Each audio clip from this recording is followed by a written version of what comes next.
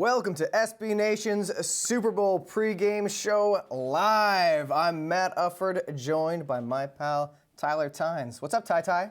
How you doing, man? Out here in these streets. All right, yeah, I am also in these streets. That's right. I should make a point of it. I am dressed in Patriots colors, although I'm keeping things objective tonight. I'm not. You are representing a very finely dressed man. What's going on with you? See, so what happened was that I tried to go on eBay and buy this Falcons jersey. It was going to be a nice Deion Sanders for all my haters out there. Yeah. And it came like 8 sizes too large, so I sleep with that now. Okay. And so instead, I'm now channeling Michael Vick's inner cigar jacket. So they just left my pipe somewhere, but it's whatever. So we here in these streets, and my yacht's outside. It's actually what he wore in Leavenworth. Mm-hmm. So we've got a big show coming up. We've got Jeff Schwarz, NFL offensive lineman Jeff Schwarz, with some breakdown. We've got input from SB Nation blogs, The Falcoholic representing ATL, and Pat's Pulpits representing the Evil Empire. Sorry. It's an empire. It doesn't necessarily have to be evil. Run by your man, Mr. Brexit. I know who he is. It's whatever. The people associated with those blogs, Gina, Thomas, and Rich Hill, will be joining us on the phone later on. We'll also be touching base with SB Nation's official national anthem correspondent, Will Bukema. Perhaps you recognize him from Offsides. He's actually the star of Offsides. And one of the prettiest dudes you're ever going to see in your life. Yeah, he is a beautiful man. He's warming up right now. He is going to try to break the Guinness World Record for longest national anthem, presently at 4 minutes and 55 seconds, Aretha Franklin on Thanksgiving Day. And if Will does it, I mean, listen, Aretha should send us some dollars. Yeah. Oh, yeah. It's going to be amazing. We're going to have live look-ins on Will throughout the course of the show. Man, we're gonna have Jeff Schwarz on the phone, I think, pretty soon. If not, you and I are just gonna rap about the game. Obviously, I think we're joined by Jeff Schwarz now. Jeff, let me ask you, first of all, I saw you briefly in Houston earlier this week. How have you enjoyed your time out there?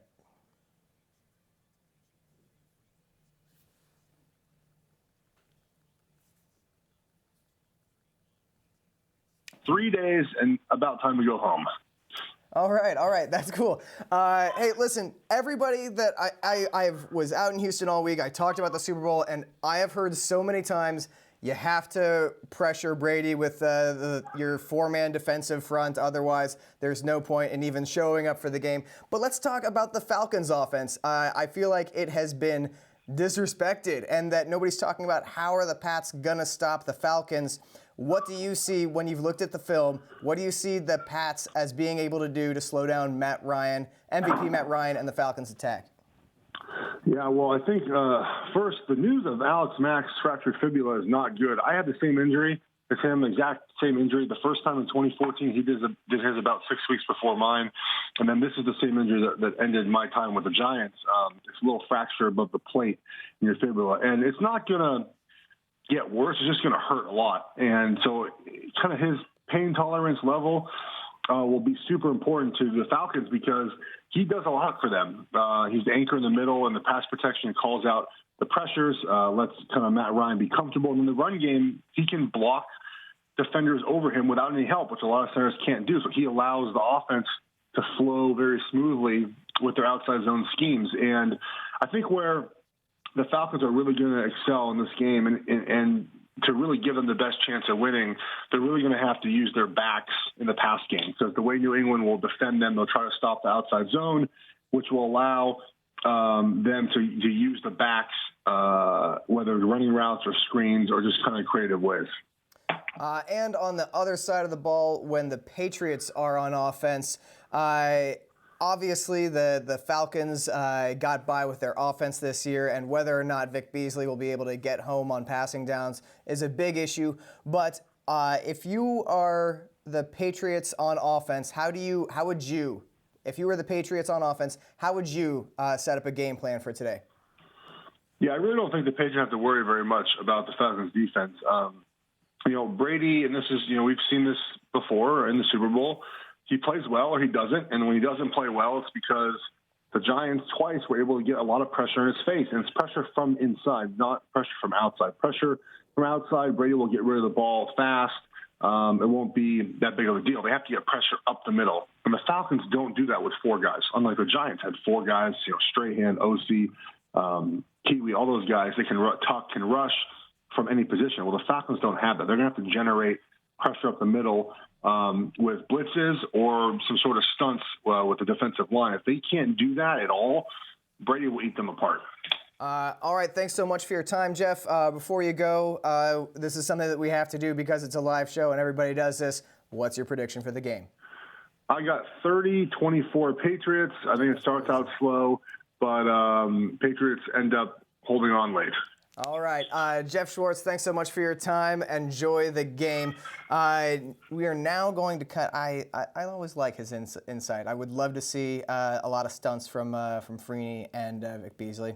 But we're going to cut now live to Will Buchema attempting the longest national anthem in history.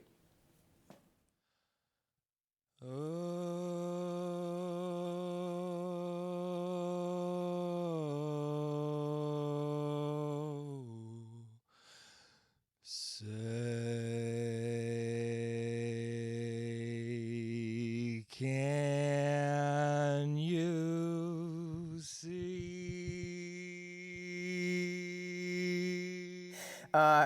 That's Will Buchema. We're going to check in on him. He's so damn pretty. A little bit later. I think he's going to be stretching it out for as long as possible. God bless that.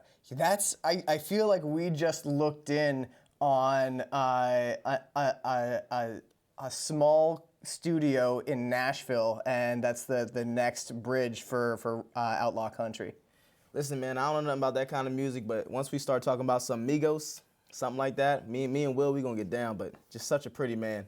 What's your you're obviously riding hard for the Falcons tonight. What's the first track on your ATL hype mix that's getting you ready for the game? All ass, Migos. All ass. By the way, they just charted their first #1 record. Bad and Bougie. I'm trying to channel Bad and Bougie all in this robe. So I mean, this is for the Migos. Like, Donald Glover shouted them out at an award show. They're the best thing that ever happened to Atlanta. So I mean, I don't care what y'all got to say. All right. I feel like Coca-Cola is at least kind of up there. Nah. The Olympics? Nah. Nope. Maybe Gucci. All right, let's talk about, since we're focusing on the Falcons right now, let's talk a little about them. We're about to be joined by Gina Thomas, but who do you see as, obviously this is Matt Ryan, and just got named MVP last night. Who are you looking to see?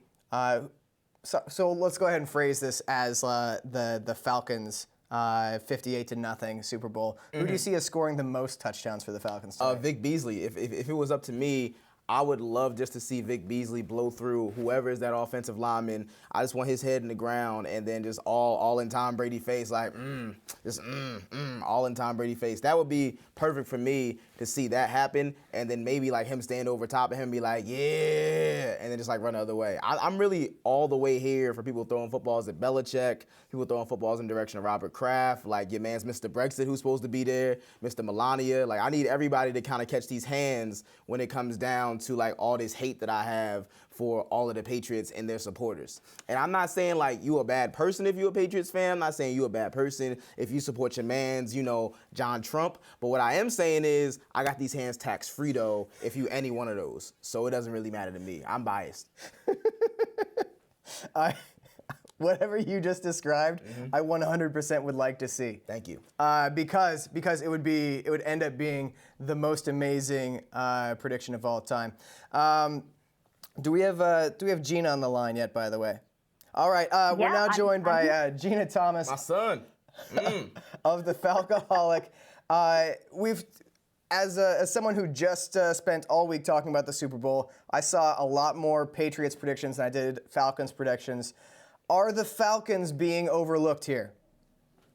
Yeah, I think that they are, and I think that is due in large part to their recent history. Belichick and Brady have obviously been very successful together. This is their 7th Super Bowl. But I do think that people Atlanta's one of those teams that flies under the radar. They don't have a ton of big-name players. You've got Julio Jones. Everybody knows who Matt Ryan is. But otherwise, they mainly fly under the radar. So I think that people just kind of look to history and what Belichick and Brady have accomplished together, and they really discount what the Falcons have been able to do this season. How is the Falcoholic blog community feeling? Are you feeling overlooked and angry? Are you feeling confident? What's the culture of the blog like right now? I would say right now it's really weird for all of us because we all lived through 2012 when the team blew a 17-point lead to lose the NFC Championship game. We all lived through 2011 when the Falcons scored 2 points in a playoff game against the Giants. So now everybody is confident going into the Super Bowl, and none of us knows how to deal with that. Like, that in and of itself is so stressful because we are so used to this team disappointing us. And so I think everybody really thinks the Falcons, especially with this offense, can get it done tonight. But it's very difficult for us to accept that we're confident about it. Fair enough. Fair enough. If it's any consolation, that's how I felt about the Seahawks going into Super Bowl 48 with the Broncos, where everybody was saying, "Oh, the Broncos #1 offense, they're unstoppable." And I was like, I kind of feel good about the Seahawks, but I didn't want to say it too loud because I've been a Seahawks fan my entire life. Gina, let me ask you a question. This is your boy, Mr. North Philly, Admiral Hennessy. Hey, if you could pick one song off the Migos' new album, Culture, what is the best song, and why does your quarterback, Mr. Wonderbread, Matt Ryan, listen to Mumford & Sons before games? Can you explain either of those? I'm going to have to go with Bad and Bougie just because that song, I feel like, really kind of represents this era in Atlanta and Atlanta's culture, and also with the Falcons team. And also, even though there are a lot of really fire tracks off Culture, that one's still my favorite. Like, whether it should be or not, I'm not going to get into all that, but that one's still my favorite. Have Mumford & Sons made any fire tracks ever? No, Mumford & Sons, they have not. And honestly, when the team gets back to Atlanta, I'm probably going to have to talk to Ryan about the fact that he hasn't listened to Culture and that he should probably listen to Migos. Like, it's embarrassing that he is the face of this franchise and he's not even listening to this album.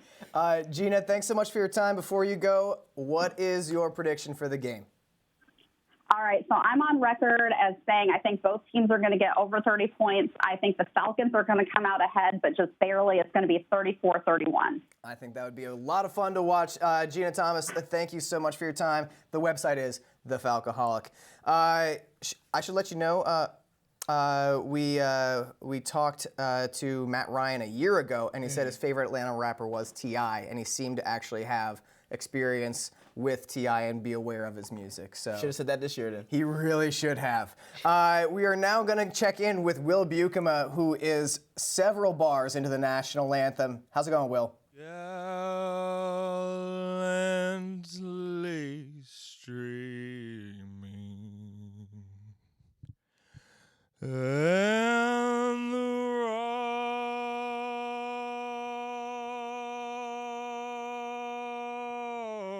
rockets. All right, and that is Will Buchema. We're seeing how he's doing. I think he's going to catch Aretha by the end of the show. I hope he does. I pray he does. Godspeed to that man. You know, just musical legends both. Let's talk about the Patriots. They have, you know what? I don't know. Can we talk about? So I've spent so much breath on Bill Belichick. I'm tired of saying that he's the greatest coach ever. We've spent so much time talking about Tom Brady. It's a 7th Super Bowl. 5. It would be so many. That's cool. Carson Wentz got 0. So what are we talking about? We are definitely not talking about Carson Wentz. Who on the Patriots can we talk about that we are not tired of talking about? I don't know, because I'm really tired of all of them. What about this? How about Malcolm Mitchell, the rookie who joined a book club? That was nice. I mean, that's real dope. Yeah, he joined a book club with a bunch of nice old ladies. I mean, his team's mascot is still, your president, so it's fine. Not yours, but somebody. No. You know, it's fine. I don't got no love for nobody on that team except maybe Martellus Bennett, because he's out here throwing black power fists at your boys just whenever he feels like it. So shout out to you, Patriots. I don't got no love for you. I ain't even going to be fair about it. All right, we are joined now by Rich Hill of Pat's Pulpit. Rich, first of all, if Tyler asks a question, ignore it. Which you bet not. Rich, you are out there in Houston. Tell me your thoughts. How are you feeling as you get ready for the game? Well, just walking around the stadium and going around downtown Houston, it kind of feels like Patriots fans outnumber the Falcons fans 5-1. It's not even really that close. Most people are wearing Patriots jerseys, so that's kind of an interesting thing to see just as you're going around. Well, I think that the general concern with this game is whether or not the Falcons starting center, Alex Mack, is going to be able to play well enough with his leg injury, and whether or not Julio Jones is going to be hobbled a little bit by his ankle. And so the Patriots are relatively healthy, all things considered, and so they don't have to deal with as many current injuries on their plate as the Falcons. Rich, let me ask you a question. So I feel as if the vibe that I've gotten from Pats fans is one of supreme confidence. Is that how you feel? And if that is the case, what's a scenario where you could see what about the Falcons worries you, and how could you see the game going awry? Sure. I mean, you look at the Patriots and the Falcons. The Patriots have the number 1 defense in points allowed and the number 3 offense. You look at it from a rate perspective, they were the number 2 offense just behind the Falcons, so long as they had Tom Brady under center. So this is a very, very balanced Patriots team. You look at the Falcons and say, sure, they had a historic offense, but their defense ranks 27th in points allowed. So I believe they also ranked toward the bottom of the league in Football Outsiders DVOA, so they were very inefficient on defense, too. So I think when you look at the full big picture, the Patriots are a stronger overall team, despite the fact that maybe the Falcons have a little bit more of a potent offense. And I think that when it comes down to the Super Bowl, it comes down to which team is better. And the Patriots have the better defense. I know that the motto is defense wins championships. It might not be the entire case, but it will definitely play a major role.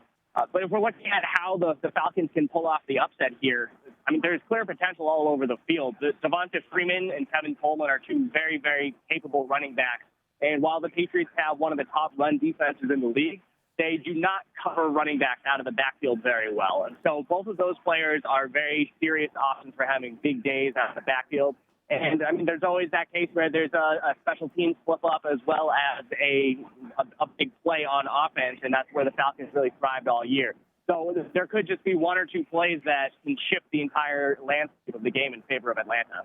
Oh, Rich, that was like more in-depth analysis than we've had in the 20 minutes of the show up to this point.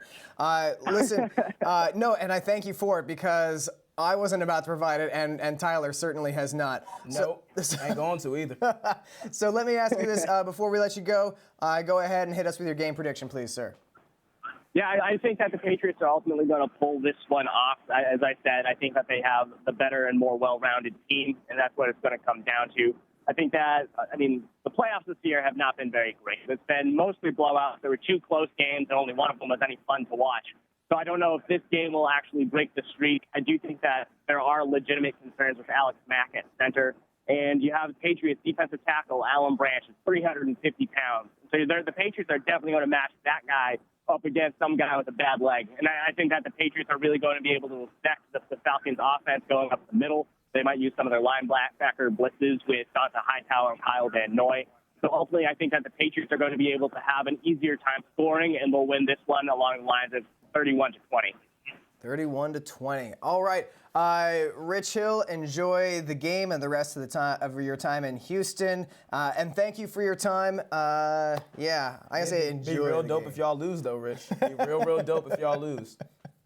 That was Rich Hill of Pat's Pulpit. I like that you're really sticking to the guns. I do not care. No, I'm getting that vibe, and I think that's what makes it such an amazing live show. I think we now are going to check in with Will Bukema one last time. I think he's about done. In the home of the brave. Done. That was incredible. Thank you, Will. I wish I had chest tats like that. That checked in at 17 minutes. That's dope. In your face, Aretha Franklin. Oh, ooh. Did you? I ain't gonna talk crap to you, Aretha. I love you. Did you call the Guinness Book of World Records to make sure that there was somebody on hand? Nah, I didn't. I was too busy drinking beers. Oh, all right. I guess we'll try that again tomorrow. So let's talk about prop bets. You were unaware of the exciting world of prop bets. Now I don't even know what they are. As recently as still now. So I enjoy prop bets because I live a dream life where I'm a degenerate gambler and I'm amazing at it. I don't actually like to place bets. Yeah. So and I think that we've collected some of my favorite ones. Okay. I think that one of the ones that actually stuck out to me is we'll start very simple. Over under of total points scored 58. And I think just mash this under, man. This is so we've got two of the highest scoring offenses in the league, but we see so many Super Bowls where a high scoring offense is just kind of sputters. Like that 2007 undefeated Patriots team came out and scored a whopping 14 points. They were real dope. The number one offense in history, the Denver Broncos, 8 points. So I think that I don't think that we're going to see, because of the quality of the defense of this game, we're not going to see, a 13-point effort from anybody, but this game could be, 30 to 27 and still hit the under. I think this will be right on the line because it's going to be 58-0 for the Falcons. So because of that, there will be no over, there will be no under. It's just going to be Matt Ryan throwing like 7 touchdowns and y'all just going to get over it by the third quarter. I do think I think that Pats will get on the board. Let's call it 55-3. I think that Vic Beasley going to be eating Waffle House by the fourth quarter and chugging Dunkin' Donuts and spitting it at your man's Belichick. I guess that's his name. Yeah. Shout out to the Belichicks. Shout out to y'all. What else have we got in the world of prop bets?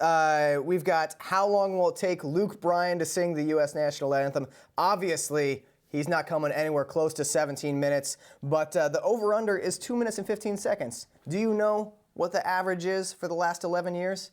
Somewhere in 2 minutes, I'm going to guess. $1:58. A minute 58 is the average over the last 11 years. Take that under. He's Luke Bryan. He's a blue-collar country singer. He's not going to... Oh, is he not like a mixed martial artist? No. Oh, okay. I mean, he has the name of a mixed martial artist. Like, So he actually sings. Yeah, don't trust anybody who only has first names. Oh, I mean, shout out to you, Luke Bryan. I didn't know who you was 5 minutes ago. I bet you're real dope, though. They probably should have gotten Outcast for the national anthem. They probably should have gotten somebody who wasn't Luke Bryan. I mean, it's fine. Well, all right, so how many times will Arthur Blank be shown on TV during the broadcast? And it's over under 2. I only want to see Arthur Blank pop up in lyrics in a Young Thug song. So, well, nobody wants to see Arthur Blank show up because it means that the cold hand of death is about to take you away to the spirit world. But two things: Falcons have I'd say a pretty decent chance of winning the game. At least maybe 45% chance. So if they win, he's getting more than 2. And also, Arthur Blank is one of those owners who likes to be down on the field. He's not squirreling himself away up in the owner's box. He likes to get down where the action is. If they win, I just want to see Arthur Blank hit the Millie Rock and shout out Peachtree Street and maybe even yell out some Gucci lyrics he probably knows. That's my dream. That's for me. But if he wants to get Gatorade thrown on him or something, I guess that's fine for regular people too. Speaking of Gatorade, you can bet on what color the Gatorade will be that gets dumped on the winning coach. And it's your choices are clear/water, lime/green, yellow, orange, red, blue, or purple. And get this, they've even checked it out for the last 8, 10, 13 years. There have been 2 yellows, 4 oranges, 4 clears, 2 purples, 1 blue. But I think red's the way to go. I mean, I'll take orange. I'll take orange, definitely orange. Especially if the Patriots win. I know that's a favorite color of theirs as far as legislation and voting goes and everything. Look at your mans. Just look at your mans. Why y'all put him in office? Damn. I've been tired of y'all. You're throwing me off my game. What will Lady Gaga wear during the halftime show? Hat/headdress? A chinchilla. A chinchilla? I don't know if that would fall under wings or a tail. Maybe a tail. Tail at plus 1,600 for the prop. Put your money in. I say glasses, sunglasses at only plus 200. She showed up today in sunglasses. She's always got some sort of face covering going on. She's just so talented. It should have been Beyonce though, but it's fine. She's out here living her best life, but it should have been Beyonce. pregnant Beyonce showing up for a telephone appearance. I think it can happen. I hope she crashes the show. And I hope everybody out here in these All Lives Matter streets like get in these Twitter hissy fits, and that'll be real dope. I mean, this is really all about us and not about y'all. Also, shout out Dunkin' Donuts. I heard it's trash. Shout out New England. Whatever. I feel like I've had enough prop bets. Have you had enough prop bets?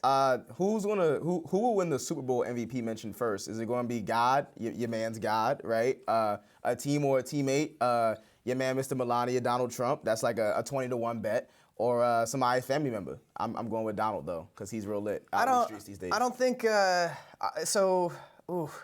I don't think Matt Ryan's a very God-like guy. Like he's not a. I don't hear him shouting out God too much. Same with Tom Brady. If he shouts out Quavo, I'll be here for that. Like I'll be on the first flight to Houston if he shouts out Quavo. I would be down to hear Matt Ryan shouting out Mumford & Sons very first thing. I will allow that.